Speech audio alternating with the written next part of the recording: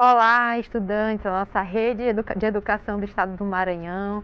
Estamos novamente com mais uma aula de biologia, nossa segunda aula, para a segunda série do ensino médio.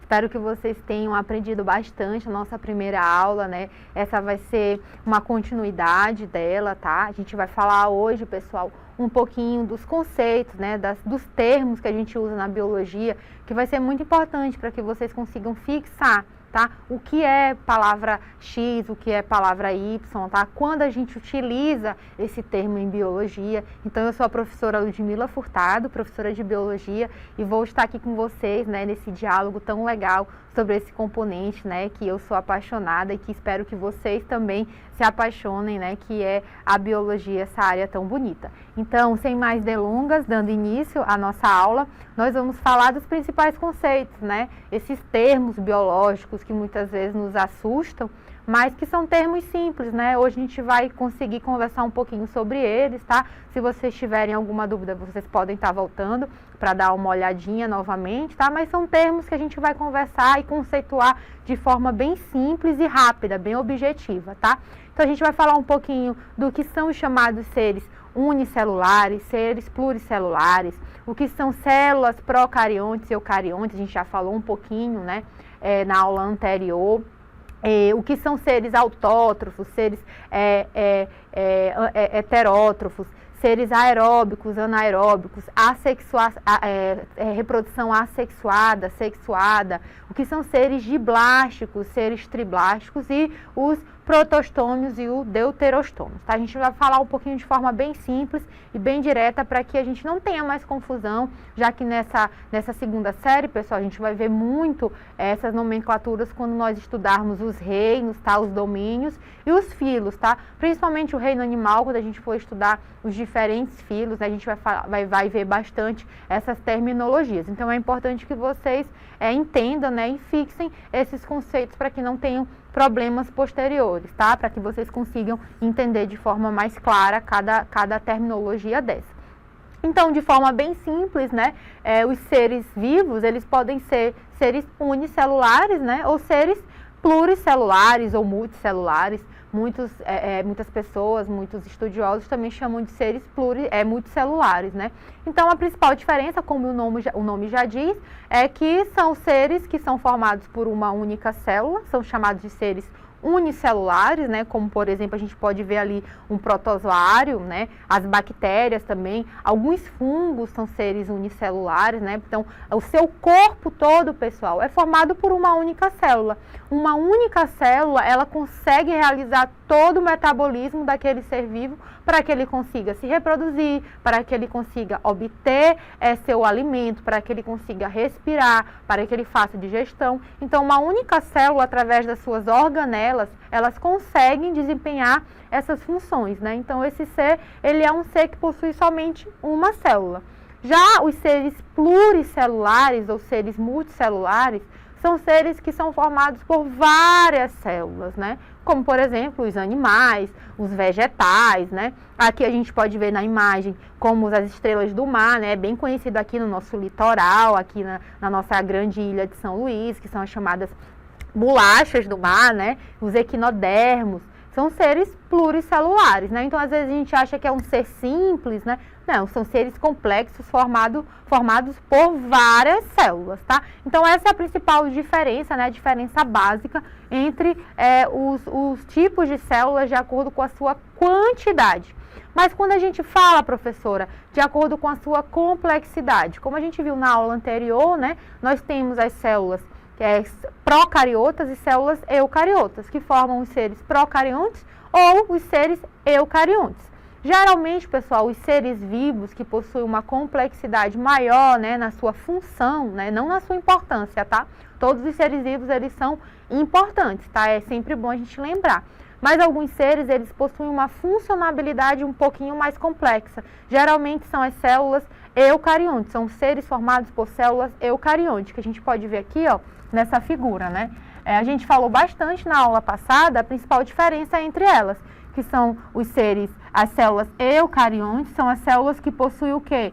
Uma membrana nuclear, tá? Imersa no citoplasma da célula, Então, além disso, nós temos outras características, que são a quantidade de organelas citoplasmáticas. Olha a quantidade, olha o tanto de organelas citoplasmáticas. E cada organela dessa, pessoal, desempenha uma função diferente nessa célula. Então, por isso também que ela é considerada uma célula um pouquinho mais complexa. E esse núcleo, pessoal, essa membrana nuclear, aqui dentro nós temos o material genético, tá? O DNA, por exemplo. Já nas células procariontes, né, pró vem de antes, são células consideradas um pouquinho mais simples, tá? Como, por exemplo, as células das bactérias. São células, pessoal, que não tem esse tanto de organelas imersas no citoplasma e o seu material genético, ele está imerso direto no citoplasma, tá? Ele não é coberto por uma membrana nuclear. Então, a gente falou bastante disso na aula passada, tá? Vocês podem estar dando uma olhada na aula anterior, e essa é a principal diferença das células, né, com relação à sua complexidade, com relação às suas estruturas, tá? A outra diferença, pessoal, outra nomenclatura que a gente observa muito na biologia, são chamados seres autótrofos e os seres heterótrofos. Mas o que são esses seres autótrofos e heterótrofos? Vocês vão ver muito isso nas classificações dos filos, tá? Nas classificações dos reinos. Então, é importante que vocês fixem essa nomenclatura, tá? Os seres heterótrofos, pessoal, hétero é de diferente. São seres que eles precisam de outro ser vivo para obter o seu próprio alimento. Lembrando, pessoal, que todo ser vivo, ele precisa, né, ter energia, ele precisa adquirir energia de algum lugar. Os seres heterótrofos, eles adquirem a sua energia, né, eles se alimentam, vamos dizer assim, obtêm energia, que é o termo mais correto de falar, através de outros seres vivos, tá? Já os seres autótrofos, de auto, né, eles por si só, eles conseguem obter o seu alimento, eles conseguem obter a sua energia necessária para o seu funcionamento, né? Como, por exemplo, aqui a gente pode ver as algas, tá? As algas são seres autótrofos, elas realizam um processo que obtém o seu próprio alimento. Um ser vivo bastante conhecido, né, são as plantas. As plantas são seres autótrofos, por quê? Porque eles realizam um processo que a gente chama de fotossíntese, né? Elas não precisam de outro ser vivo para obter energia. Elas obtêm energia através do quê? Através da luz solar, através da água, né? Então, através dessa reação química da fotossíntese, elas obtêm glicose, né? Açúcar, que é o combustível, a energia para que as suas células consigam desempenhar ali o seu metabolismo, né? Já os seres heterótrofos, como a gente pode ver na imagem, né, os quinidários, que são as algas vivas, né, que são animais, tá, pessoal? Eles são seres heterótrofos, eles precisam, eles capturam ali, né, no mar, eles capturam seres vivos para obter o seu próprio alimento, tá certo? Tranquilo, pessoal, até aqui? Tranquilo, né? Essa diferença é bem importante que vocês tenham assimilado, tá? E quando a gente fala, pessoal, da forma de obter o oxigênio, né?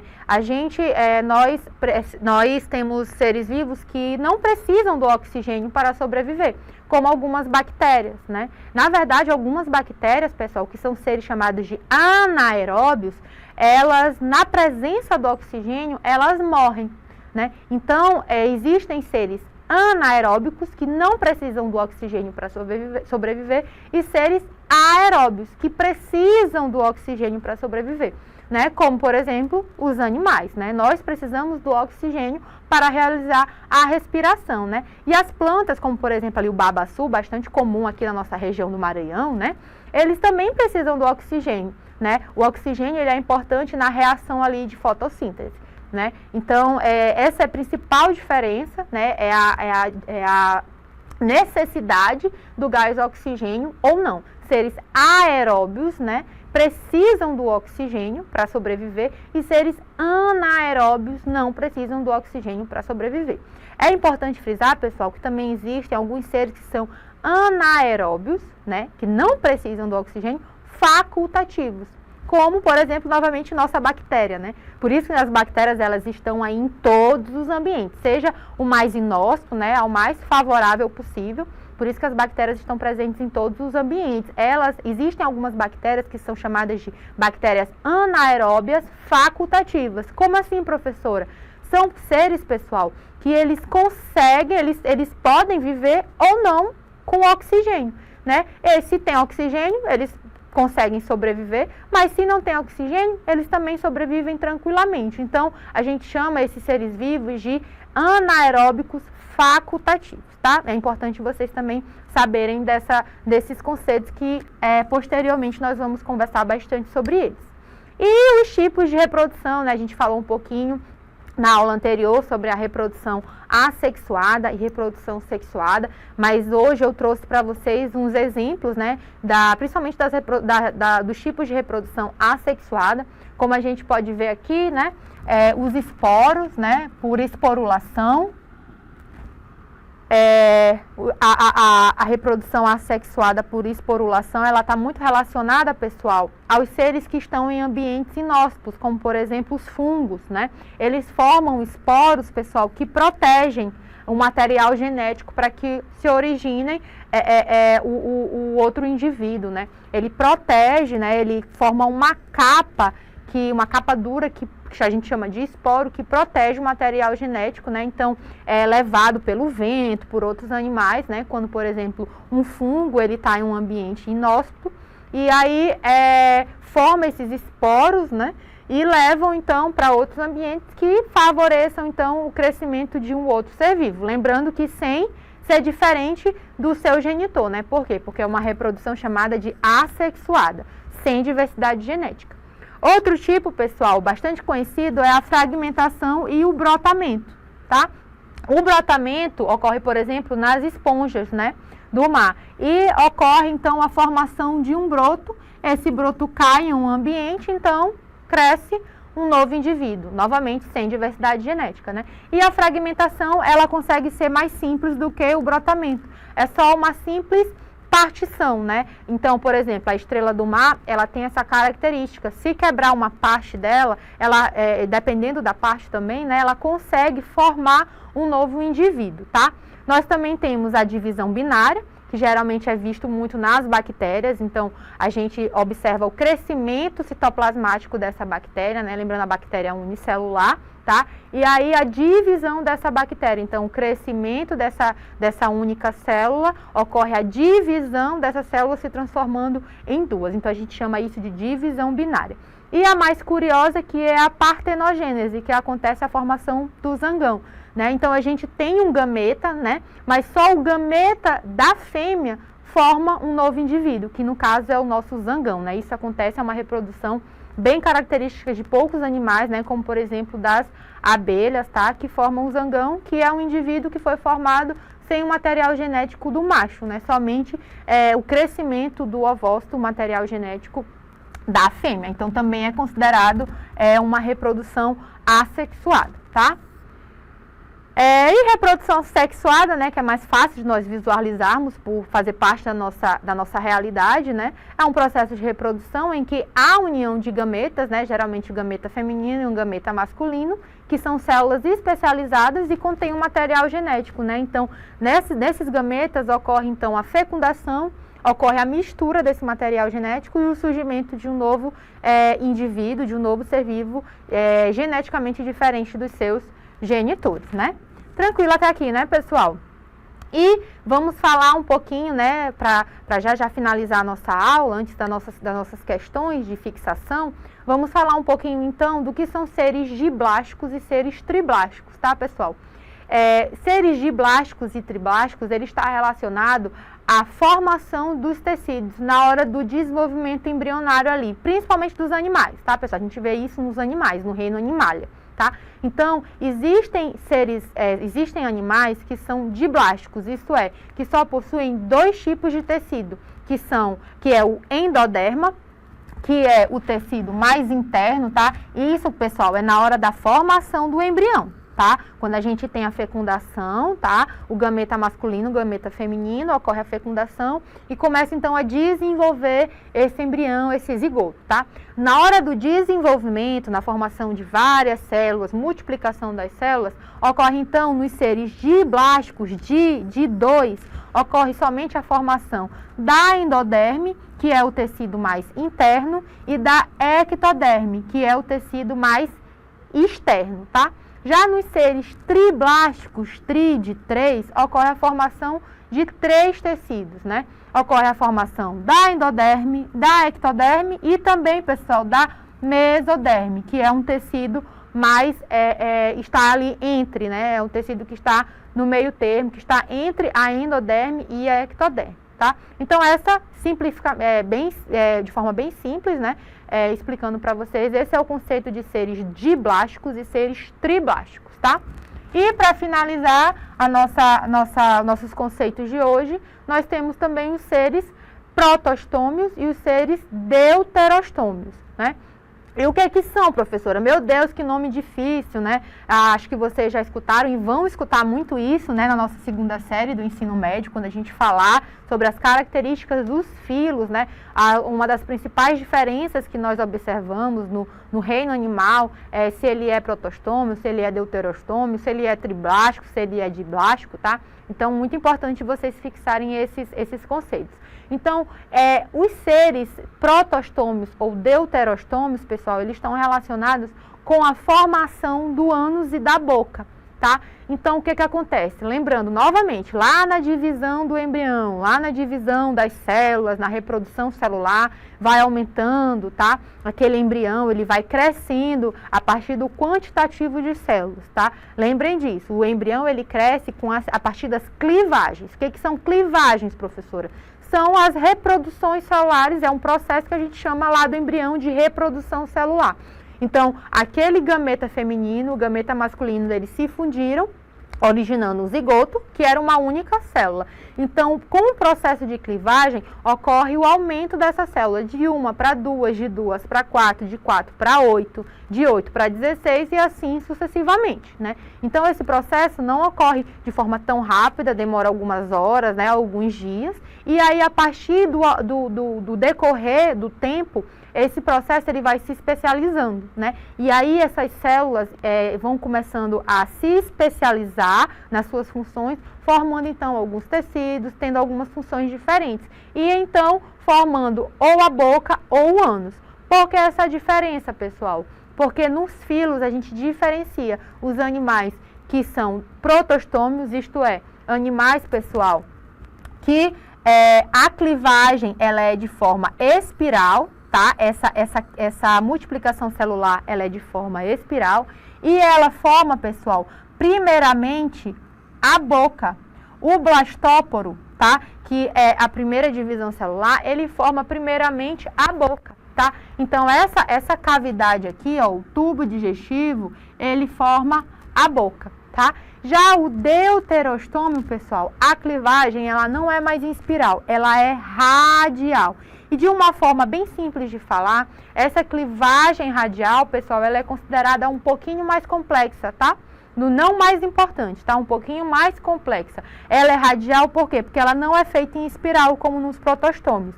Ela é feita de forma radial, tá? Ela vai crescendo de forma radial. E aí, a partir disso, o blastóporo, pessoal, ele forma, então, o ânus ao invés da boca. Então, nos seres deuterostômios, por exemplo, os seres humanos, o tubo digestivo, ele forma primeiro o ânus, tá? E depois ele forma a boca. Nos seres protostômios, primeiramente forma a boca e depois forma o ânus, tá? Isso é muito importante, pessoal, na hora da gente diferenciar da formação, então, do sistema todo digestório, do tubo digestório. Tranquilo, pessoal? Bem tranquilo, né? De vocês fixarem esses conceitos, tá? Lembrando novamente que é muito importante vocês saberem esses conceitos na hora que a gente for estudar as características dos filos do reino animal, principalmente, tá? Então, para a gente finalizar nossa aula, vamos fixar o que aprendemos hoje, tá? Vamos fazer 2 questões rapidinho. Então, partindo para a primeira questão. Qual das seguintes características é peculiar às células eucariontes? A gente já conversou bastante sobre isso, né? Então, ele quer a característica das células eucariontes. Letra A, presença de ribossomos para a síntese de proteína. Letra B, material genético, que é o DNA, como principal molécula hereditária. Letra C, membrana plasmática delimitando o citoplasma. E letra D, núcleo delimitado por membrana nuclear. Então, pessoal, ele quer saber qual é a característica que é a principal das células eucariontes. Na letra A, nós temos a formação dos ribossomos, que são organelas que estão presentes, têm a função de produção de proteína, que estão presentes tanto nas células procariontes quanto nas células eucariontes. Elas possuem maior número nas células eucariontes, mas também possuem células procariontes, então não pode ser a nossa resposta. Letra B, material genético. Lembrando, pessoal, as 3 estruturas básicas, tá, das células, de todas as células, tanto procariontes quanto eucariontes. Todas as células, independente de qual seja, possuem citoplasma, possuem membrana plasmática e possuem material genético. Sem o material genético, a célula ela não conseguiria se reproduzir, né? Ela não conseguiria se multiplicar. Então, também não pode ser a nossa letra B. Letra C, membrana plasmática, não, né? Como eu acabei de falar, a membrana plasmática ela é comum nos 2 tipos celulares. Então, só pode ser a nossa letra D, núcleo delimitado por membrana nuclear, né? Que é aquela membrana que protege o material genético nas células eucariontes, nessas células verdadeiras. Essa é a principal característica, pessoal, das células eucariontes. Elas possuem um núcleo dentro do seu citoplasma que protege o material genético, ao contrário das procariontes, que possuem material genético imerso diretamente no seu citoplasma, tá? Então, vamos ver qual é a nossa resposta correta? Certinho, letra D, tá? Núcleo delimitado por membrana nuclear, tá? E nossa segunda questão, para a gente finalizar nossa aula de hoje, assinale as características corretas das plantas, né? Então, quais são as características corretas das plantas? A gente vai estudar mais na frente, tá?